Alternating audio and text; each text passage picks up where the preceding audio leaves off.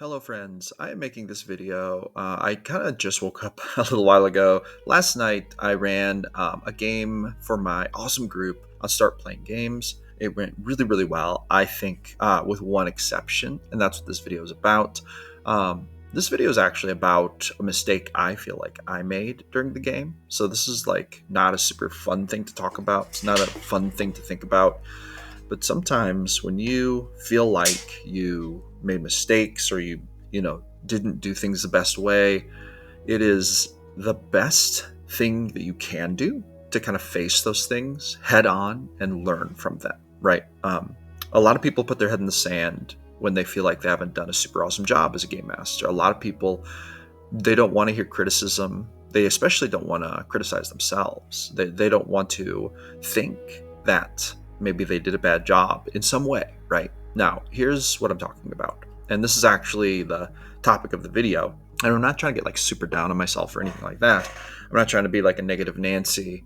But I am trying to basically do two things in this video. Number one, I'm trying to teach game masters and talk about, remind remind everyone that personal accountability and that taking ownership of our, what you might call failures so that we can do them better next time is key to growth. This is key to growth in all facets of life, whether it be work, relationships, your hobbies, your skills. And game mastering is a skill. Running games is a skill. And so you absolutely, it is in your best interest to take responsibility when you think that you've messed up. And then the second thing I want to talk about is actually the mess up, which is one of my awesome players I really truly feel did not get enough screen time in last night's game. And I think that that was my fault. So here's the thing. It's an awesome player playing Thaddeus. and Waz, I'm just gonna call you out on this because you're probably gonna watch this video. Maybe I'm gonna tag you in it because I kind of feel bad about this. I feel like last night we went back to freeform roleplay. Okay, we were doing freeform roleplay. So last week we experimented with turn-based roleplay, and I thought the session felt really good in the sense that I knew, I mean, like mathematically, that everyone got their screen time, right? There's time in the spotlight. This actually matters a lot to me. I really feel critical of myself during sessions when players do not get what I would consider like enough screen time. And this is probably the number one thing that bothers me when I run games. If I feel like I've failed in that regard, right? To pass around that spotlight. So in last night's game, I feel like everyone actually got pretty decent screen time, to be honest, with the exception of Waz, who plays in my game. And when I look back on it, I realized the session just kind of got up and got going. Other people were kind of doing things. They were being more assertive with the role play, and I was leaning into those things. And I realized after the session that I really didn't put, I would say I didn't put enough effort toward putting the spotlight on this character. So this is called spotlight control, okay? And the result is that you can have feel bad moments when you run games like this, and you have, this is especially more difficult the more players you get. And when, players don't feel like their character got enough spotlight time, I mean, that's kind of a feel bad moment. I don't know if Waz felt bad about last night's session. He does tend to be a bit of I would say, a quieter player. And so I don't actually know whether or not, he noticed it or whether it was an issue for him. I haven't actually talked to him about it. I wanted to make this video though, because I just wanted to get these raw thoughts and feelings out there. I want to make this a lesson.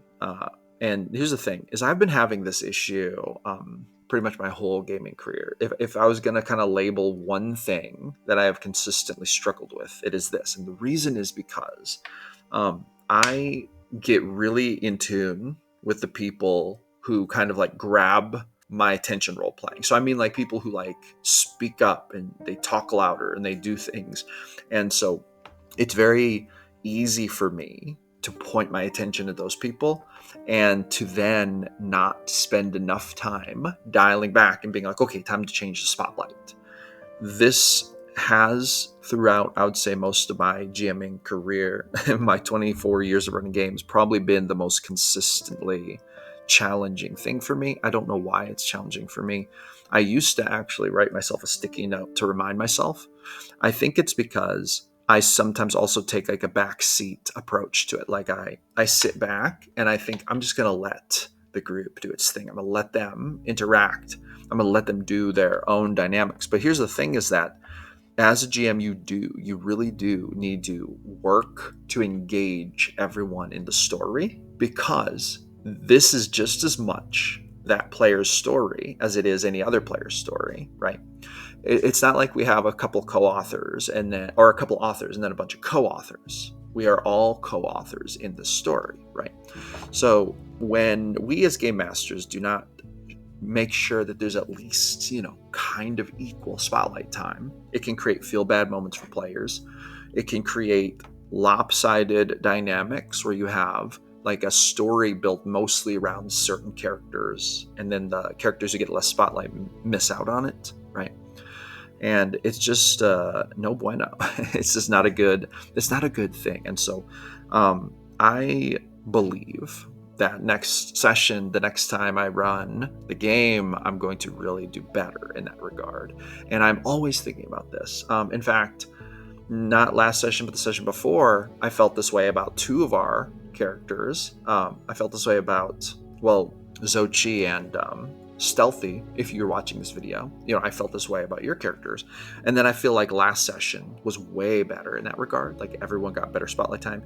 And in the session before last, and then in this session that we just ran, I also felt like your characters, like those two characters who previously I felt this way about, I felt like they got way better spotlight time, even though we had moved to freeform roleplay as opposed to like kind of more turn-based roleplay. So I felt good about that. It's like, that's a win. That's good.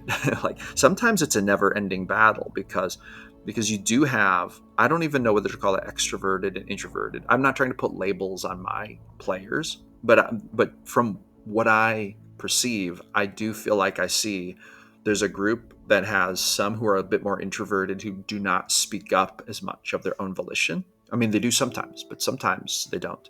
And then there are other players who speak up way more. They are saying, way more things more often, doing way more things more often, actively, putting themselves into the spotlight, as opposed to me shining the spotlight on them. Now, that's not an issue. That's not, and I'm not trying to blame those players, and you shouldn't either as a game master. In fact, I'm very grateful for my players who really role play it. They jump in, they start things. I'm really appreciative, but I'm also very appreciative of my more quiet players, my more reserved players, my more, introverted players. That might be a label sometimes. I'm very much grateful and thankful for those players too. And as game masters, we want to make sure that we give those players spotlight as well. And that's really the point of this. The point of this is really to just highlight that we can learn and change, and to highlight this one particular issue. And I just want to talk about it, and I wanted to make a video about it. So that is what I have to say about that. Drop a comment. Let me know what you think. If you want to play one of my games, link is in the description of my Start Playing Games profile. I appreciate all of you. I'll see you awesome people on the next one.